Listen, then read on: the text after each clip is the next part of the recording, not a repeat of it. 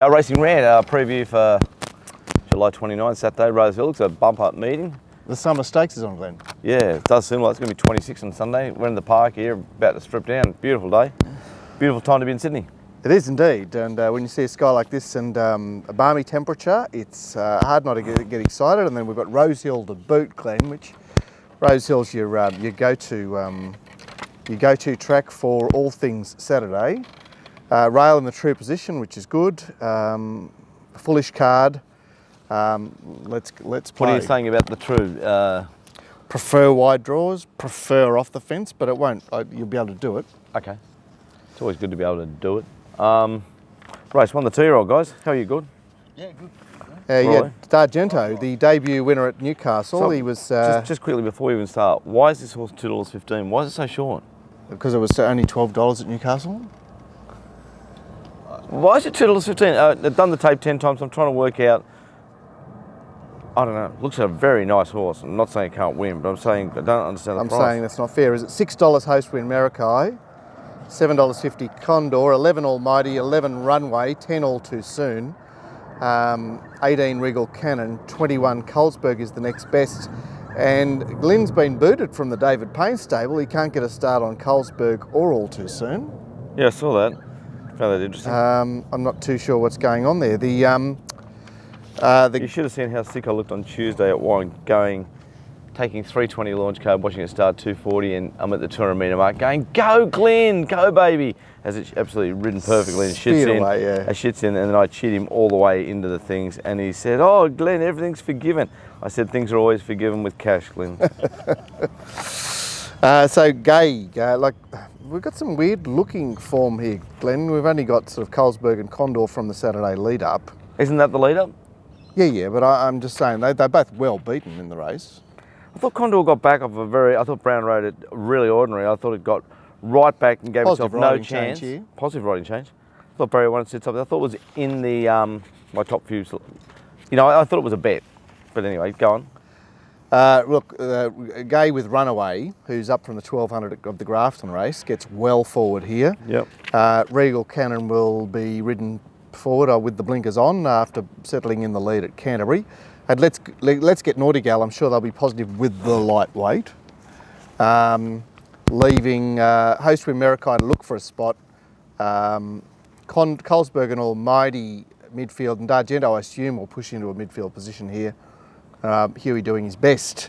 Look. So is the factor here that it's Huey doing his best on a race that there is pace, looks to get a PR and get the job done, but is that enough? Maybe it is. Talk to me about the alternative form, which you've already mentioned Condor, but I'm looking at a Paul Perry horse that's fourth run first prep and started nearly double figures the other day, got beaten 4 lengths. Well, I think we said the same thing about the Mission when we said 7th run this prep and it went on a Group 1 race. Paul Perry does it all the time. True or not true? He was in his second prep. Oh, was he? Gordo, Bralo, let's just Struggle with this race, but same thought processes as you guys. Is that I saw that price and I thought, well, I'm going to go looking for something else here, and I really couldn't find it. So, but isn't it 5 to 2 to 7 to 2 this horse? did you see the check it got when it, like it was pretty good to pick itself up after that, and they do have a big wrap on Smart Edge, and okay, they have a huge wrap on Smart I said, Edge. I'm not saying it can't win the race. I'm saying I can't. It just seems really well found. Yeah. Well, the only other two I was interested in, you've mentioned them already, are the two that came out of the Saturday lead-up race, which is Condor and Colesberg. 2 and 1. So Host Win Marikai, looked at this horse, one its maiden against the older horses. It's found 2 of the slackest races, hasn't it? Yeah. You know, and it's from an unfashionable setup. And, you know, as we say, Hawkesbury form just doesn't mean shit. Terrible, but this is a 2-year-old that beat older horses. I'm just tossing that in there. And then we've got Almighty, who had the run over the 1400 the other day. Snowed and the whole team's flying. But the 2 bits of Gay rubbish that. But hang on, Glenn. Did you see the horse that beat it and like just rounded it up at Newcastle? It couldn't get out of its own way yesterday. All right, well, you guys. I'm tipping Condor. Whatever it's called, Condor. I'm tipping Condor. We saw Waller, do the Chatelard. Just impossible win at long odds at Kembla on debut at 1400. Just steps up to 1900, and there you are. I was thinking the same thing when I was doing this race. Oh, it's got a feel of that winner on Wednesday. But it's no $10. Yeah. Last time I saw Hieronymus on a $10 chance, it was the other day at Wyong in the last race. He got it home. Well, what sort of setup is this? It has an 1100 metre run in town, and then it goes off for a bodgy 1200. Now you want it to run 1500. I think 1500 is not the problem. I'm sure it's not the problem. You know what the problem is? This horse was unfit on debut. It was unfit on debut. As was its stablemate. What are you boys tipping? What are you boys tipping? They only want kids' best tips. What are you saying? 4 to beat 5. 4 to beat 2 and 1. Race 2. Bodgy Dodgy 1100, $3.80 Clear the Beach, $3.80 the mysterious, not been around for a long time, Rockefeller. It's a mysterious horse. $7.50 is difficult to get, $8.50 Parker's Piece, who's just parachuted in from New Zealand. $10 Wide Acclaim, $11 Quantrill, another long speller. 13 Akasaki, 17 Cadogan, who's in at Gosford as well, and $18 Ice Bucket. Now, Clear the Beach is back to 1100 now. He's gone 11, 12, 14, 12, 11. It's like a, what's that, Gord? That's like a parabola or a... It's a bell curve. It's certainly got symmetry there, hasn't it? Yes. And I like that symmetry too. He's going to push through and try and take it up. His contenders for speed are Wide Acclaim, difficult to get, and Akasaki. Parker's Piece also has some toe over from New Zealand. Rockefeller, I imagine, tries to slot in. Ice Bucket's midfield doing his best, and Cadogan and Quantrill I had at the back. Manningham Mail race for me, boys, like you wouldn't believe. I'm interested in 2 runners. I'm interested in Rockefeller and Quantrill. I think Quantrill's the best horse in the race. That's a statement, isn't it? He's pretty exposed, Quantrill. He's had a lot of starts. Yeah, I just think he's the best horse in the race. Okay. Just a comment. He's only got midweek wins. Yeah, I suppose I've always had a bit of a horn for the horse. I don't know why. All right, Dan, Glenn, we're often asked about these Wednesday and Saturday horses. Which are Wednesday horses in this race and which are Saturday horses in this race? Well, number 1's a Sunday horse. Number 3's a Wednesday horse. Number 4's a Saturday horse. Yeah. Number 5's a New Zealander. Number 6 is a Friday horse. Number 7 is an ex-Saturday horse. We don't know what he is. Oh, that's what I'm saying, yeah. And number 9's definitely a Wednesday horse, possibly a Thursday horse. Yes. So the burning question is, what is Rockefeller, who's just had 1 preparation, where he had 3 runs for 2 wins and then got into a sticky situation in his 3rd start, and proceeded to have 12 months off, lose his trainer, end up with Anthony across the way there. He was very solid at Wyong on a maiden, and Glenn did a great job, and then he was very solid at Canterbury, and then Glenn did a really good job, and then we ran into him as $2.80 favourite at Canterbury with Glenn. He's gone win-win unplaced. We might have got good Glenn, bad Glenn, and maybe he's a promising horse. Maybe. Gordo, speak to us about his trials. I presume you looked at them. Yep, I looked at them. Yeah, they're quite good, particularly for that stable. So yeah, definitely a horse of interest. But I have to have number 4 Clear the Beach on top. Well, it was the only horse I said when we made the commentary that it was the Saturday horse. It was just the preparation with the dots, but it is right back to the right spot, 1100. See, yeah, I don't like that kind of prep. Well, who does? But you've got to say that this is probably an 1100 metre horse, so it's a negative and a positive. So it's an 1100 metre Saturday horse, Gordon, and it's 5th up tomorrow. I would, Christian Reeve. Christian Reeve. And yes, I really like the trial of number 2 Quantrill. I think it might have come back even better. It's a good horse, Quantrill, Marcus. Look, I found it when it won, Glenn. I just noticed that it was wins or Wednesday, and it got to Saturday and found out. Up. And you see getting beaten by Isorich, but that kind of form's been confusing me for a while now. Well, you see getting Isorich, you think it was poo-poo. Now it looks strong. I know. Fucking Isorich. So interested in 2 and 8 off the yard, but the one I'll definitely be backing is number 4. But the funny part was we had Quantrill down as his blouser, and his 2 wins he set up outside the lead. Yeah, over 1200. And getting a bit of control too. Yeah, like just, silky 1200. He's just a horse. It's always that time for him. It's one of the few horses in life I like. But he's actually long odds too, isn't he? So $13. Yeah. What is home, Marcus? Clear the Beach. I said 4 from 8. Yeah. Who's 8? Rockefeller. Okay. Let's get to race 3.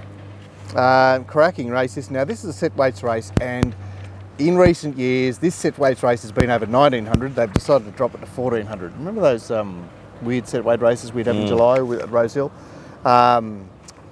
Didn't old mate from Wyong win one of these races? Anyway, 1400 here, $3.75 R-Bites'em, $3.80 Insensata, $5 Reach for Heaven, $6 Cosmic Engine, $9 Pharaoh, $12 Star of Monsoon, long odds Genoa and Virgilio. Now, for those of you looking at Virgilio and looking at that 69 seconds for its last start, look again. That should read 70.23. So, bigger load of Kembla Race Club there. Obviously need to do something about their timing mechanism. They've put up the wrong time.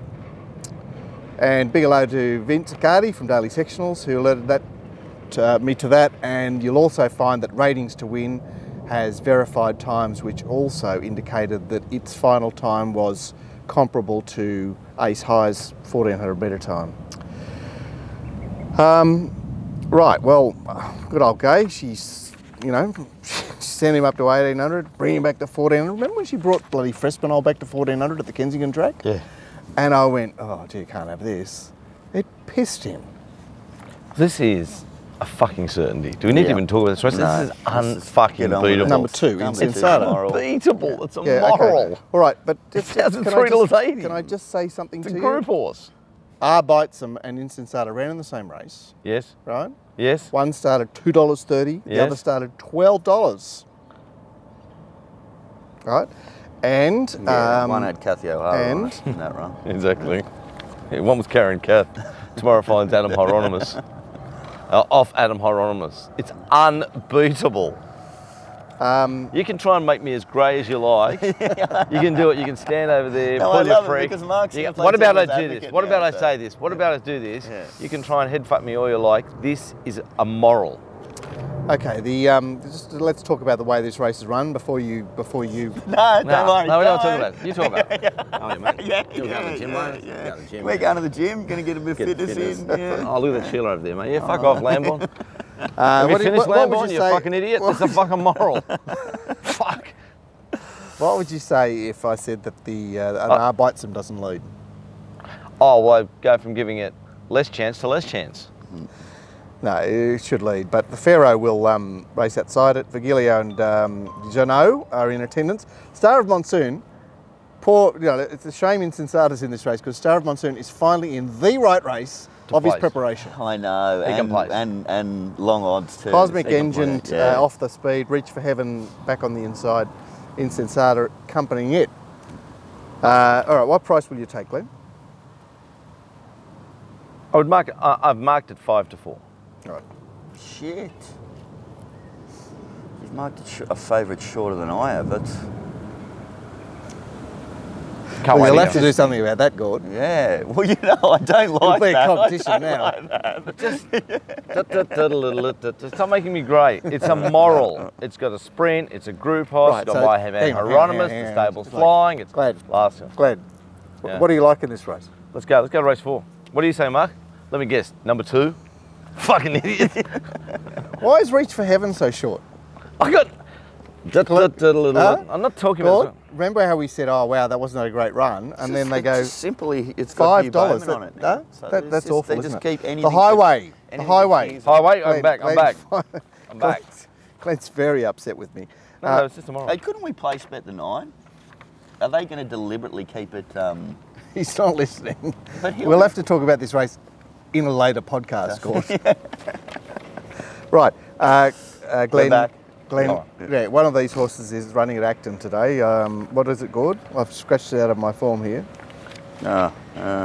Number 11, spare ticket. No, number 11, yeah. No, so we're scratchings of 9 and 11 here. Okay, 11's yours. And Prada Miss, $3.50. I thought, oh wow, this must be trained by Matthew Dunn. It's not. No. Sterling Osland at Armadale. Doesn't, like, if you put a horse up that hasn't been here $3.50, you go, it has to be Matthew Dunn. It has to be Matthew Dunn. $6 Dick's Vendetta, $6.50 Point Percy, $8 My Tagasun, $13 Jackknife, $14 Chadana, scratch from Acton today to run with Kathy tomorrow, one of our ex-morals, $17 Bunny Bad Girl. Now, Nick's Vendetta just falls upon the lead here. No Michaela Weir this week. It's Rachel King, who's a Saturday winning rider. I had Prado Miss being forced into some chasing there. Force of Magic is handy to midfield. Jackknife is poking up along the inside. Bunny Bad Girl and A Point Percy are the other ones handy to the speed. Glenn. Guys, what are you buttering all up into? A little, no, I'm not buttering up in this race. I love that much money. I'm tipping Nick's Vendetta on top. And there's a little bit of a chance it could be gone. But it's only fourth up, I suppose. Michaela Weir off. I'm tipping number 1, so. Just falls upon the lead here, and what are the chasers? And I think that's a massive thing today. Whereas leading the other day at Randwick on the inside, were tacked on the outside by the, what was it called? Sticky Beak. No. Didn't really suit it. That's because Sticky Beak could stick onto it. Well, Sticky Beak gave it to it a bit. Thanks for that, Mr. Racecaller. I'm tipping number 1, guys. Not with a super amount of confidence. I was looking to you guys for a bit of a lead. Couldn't understand why the favourite was so short. Gordo, Highwayman. Yeah, we'll have to get you up in a bit of a highway rig, you know. You're the Highwayman. The Highwayman, does that mean like I'm a robber or something like that? Is that old school? Is it Ned Kelly? Oh, is that what you're going for? Well, that's, they're the English sort of bushrangers, the Highwaymen. Me, found one at odds that I will be backing and very keen on is number 13, Bunny Bad Girl. I think it's the setup's perfect. 11, 1300, now up to 1500. Came second to Barricade last start, who I have a bit of an opinion of. And if you notice, last preparation, it beat at the Gold Coast a horse called Medieval, which came down and ran in a highway and came second. Yep. Third up, as I say, I like the booking of Josh Parr and I like its odds. I'm definitely going to be backing 13. What price is Bunny Bad Girl? It's $17. And another one, which I know it ran at Acton last start, but did take on or come second to a horse that has Wednesday Metropolitan form in Token of Love. That's number 14, Shadana. So I'm 13 from 14. So nothing like a bit of forgiveness, is there? We love Shadana. And I do admit that number 8, Prada Mist, lightly raced, did run in some decent Metropolitan Saturday stuff up in Brisbane with the book. Yeah, at 100 to 1. Wasn't the 3 of us all over Shadana, 2 starts ago at Rosehill, yes, 1800 metre highway, we went Shadana, and then Gord said, don't tip that, don't tip that, don't tip that, and then I tipped it. Yep. Oh, he didn't tell me though. Yeah, so no, at the odds, the one I'm very keen to back is number 13. Mark, help me. What do you got? Number 1. Nick's Vendetta's there, and they all have to get him down. A little bit flat off the Warwick Farm win last week, an unsympathetic race. It gets to control, rider change, 1500 looks perfect. Yeah, that's what I love to. And $6 seems a fair price to find out. Yeah. You'll enjoy your 2,000 to 400. You'll enjoy your 1,000 to 200. You'll enjoy your $50 to 10 at the 250 metre mark. Yes, Gord. I know. You know, I like leaders up in distance, but isn't it getting to the end of its range? What does it look like? Yeah, maybe. It's looking pretty well. It's pretty well. It got Sticky Beak last start by DeVee. Let's go to the 5th, guys. Race 5, 3-year-old. We always get a 3-year-old filly Saturday race in the last Saturday of the year. Who won it last year? Glenn, do you remember? Oh. Tommy Berry, my Hawks. I don't know who won the last race at Newcastle yesterday. Something that looked impressive but never went on with it. Because it's always a weaker race than you think. And when you look at this race and you go $5.50 Irithea and you go, wow, it must be a weak race. I didn't realise how weak it was. Yeah. $4.40 Faith's Encore, $5 Slumber Party, $5.50 Irithea, $10 Suspenders, Vienna Romance and Fay Rin. $13 Miss Parkin. Gord, you took $13 at Grafton 2 starts ago. Yeah. $15 Second Step and 21 along with the rest. Now, Slumber Party will be keen, despite the fact that she's coming back from Brisbane and back from 1350. She's trialled since. Second Step will accompany her in the lead and could take over. Miss Parkin and I'm Imogen push forward from their draws. And Suspenders is handy. Irithea's handy. I know this is a weak race, guys, and I've always, and I think it's got a chance tomorrow, so I don't want to, like, but dearie me, this Slumber Party's well in the market all the time for a horse that's had 10 starts for 1 Beaumont maiden win. God, it's always in the market. She did get touched off by Test the World. Who was around Test the World that day? Noir, Insensata. Insensata. So that's a rich vein of form there. I'm going to be tipping it again tomorrow because I'm tipping Avdullah, trying to get him to ride 3 winners somehow tomorrow. And this. Oh, wouldn't it be great? Bowman to, I don't know. do a calfie after the first, do a hammy. Can jockeys do a hammy? Walking out to put a saddle on? Yeah, of course you can. Particularly because they're so dehydrated, I'm assuming more likely to. All right, so sorry, you want to tip it? You're upset with the price. What are you saying, Glenn? I'm not saying much. I just got it in my numbers, and I'm cheering for Gun there. My numbers are going to be 2, 4, 3, so they're particularly boring. Face encore, I expect to. Boo! Yeah, I know. 2, 4, 3. Well, you tell me where you guys want to go. Yeah, very keen on number 4 Slumber Party, and I think it's a good price. So, but everyone always thinks this horse is a good price, and it just doesn't seem to have a stack of wins next to us, no? I just didn't like Face Encore just not participating until right at the end. I don't think that's a good sign. And suspenders, does it make sure everyone out there knows this young new trainer, Brad Widdop, who's had 13 runners for 3 wins, and we all goes okay, but I realised something about suspenders. But remember how good her wins were against Coco Excel and Diddums at Warwick Farm and Canterbury? Yeah. Have a look at who rode her then. Who what? Have a look who was on board. Oh, who was it? Jay McDonald. It's like there's 2 rides for Jay McDonald there, and they're had like 2 stellar performances. Anyway, what I was just quickly going to mention about Brad Widdop is not everyone knows that Christian Reith is his brother-in-law. Did you know that? No, I didn't. So I just think it's important. He's my brother-in-law. You put your brother-in-law on. Okay. If Brad Widdop will be putting Christian Reith on for the next 2 years until they're divorced or something, or whatever happens to people. Well, C. Reith is all right. He's just not. No, I'm just saying. If you know C. Reith all the time running for Brad Widdop, it's because they're brother-in-laws. It's just, I don't know what I'm saying. They're solid. It's That's just great. right. Yeah. Would you put Gordon in the show if it wasn't your brother-in-law? No chance. All right. What do they call that when you're biased towards your family? Nepotism. Nepotism, yeah. I'll tell you an interesting story. This is an interesting story. When I was young, it's funny. What's funny? When I was young, like 16 or 17, I used to watch the footy in Parramatta, which was just awesome. I was a Manly supporter, and blah blah blah. And the bloke who you were a Manly supporter. Well, I didn't know any Manly supporters. I just knew people that supported whatever team Manly was playing. I grew up in Forestville. I grew up in Forestville, and Dad would take us down to Brookie Oval when you're like 8 and go, you'd down the hill. Oh, I must be a Manly supporter. I only support Glenn Pollard. I cheer Glenn Pollard. I'm quite honest about who I care about in life is Glenn Pollard. But if someone said, who's your team? It's Manly. Yeah. That means I couldn't give a flying fuck about them. But let's just say I'm a Manly supporter. But back in those days, Manly and Para, blah, blah, blah, blah, blah. I was always infatuated a little bit with Peter Sterling, a little bit with Ray Price, but I was infatuated with Brett Kenny. He was only about 18 months older than me. Yeah. And he was like a mountain of a man in the sense. Like when he was 20, I'm 18, I looked like a broomstick, and he's this big, boom, Brett Kenny, like awesome. He was an awesome player. He was just awesome. Anyway, so we hear the news this week that he's got cancer, which is very, very sad, and he's a family member of mine now. Fair income. Yeah, Miss Bondi is engaged to a beautiful boy called Matt Kenny, Brett's nephew. Fair income. Isn't life? What a tie-up. Yeah. I saw I don't know why I haven't told you that. Brett Kenny in the early 90s delivering fridges to my school, and I thought, geez, what have you done with your money? Life changes for people. I suppose they weren't getting paid the big bucks in those days. Ray Price was a plumber. Like I'm thinking this guy's a superstar. Yeah, he was a superstar. You know, and so he should have enough money for the rest of his life. Yeah, it wasn't like that in those days. Yeah. Ray Price was a plumber during the week. He played footy. So they weren't even professional. Yeah, they were getting 40. Or 30 or 20. Yeah. You play for Australia, you get 1,000. You play for your state of origin, they give you 50,000. You play 3 state of origin against 150. They're nearly as dirty or filthy earners as jockeys.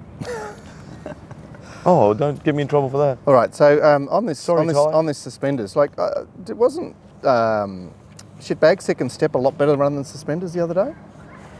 Yeah, but they completely reversed their position in betting. John Steinemetz has been trying a few winners lately, which is he tried 2 in the last 2 days or something. But he's now 84 for 6. Like, what about Jagger just savaging the line? You talk about Saturday horses. You also want to back Saturday trainers, don't you? John Steinemetz a Saturday trainer. Mark, what are you making of 8 and 9 lightly race things there? Oh, well, Eritrea just like landed on the lead the other day, and she was ready to run her race, and so she put up a bit of a margin. It was a very sympathetic situation provincial for her. maiden wins to Saturdays. But whereas Fayrin won a really weak race at Gosford. How's it $8? Because it's actually got some scope. Like I watched it in the run the other day, going, "Oh, you're buggered." Yeah. It like dead set, picked it up. I was there. I know you were there. And I watched it too, but it's a maiden. Yeah, these are 3-year-old fillies. They're just like slumber parties won a Beaumont maiden. Face Encore would win that maiden the other day by 12 lengths on the bit. The Gosford maiden. On the bit, don't you think? Yes and no. It's just a weird like breakfast. It's a weird sort of mishmash that we end up with here. I'm just saying that Faith's Encore may have picked up a little conviction, right? Nothing wrong with a little conviction. Whereas the young horse, who hasn't learned that, you know, racing is something to be sour about, he's like, oh yeah, I can do this. Like, okay, yeah, it's a fair point you make. You know, but all you're doing is you're helping all our tipsters become grey, like you tried to do with us when we said Instansata was tomorrow. Now everyone out there is going, shut up, Lamborn, fuck you. That's the end of part one. Right.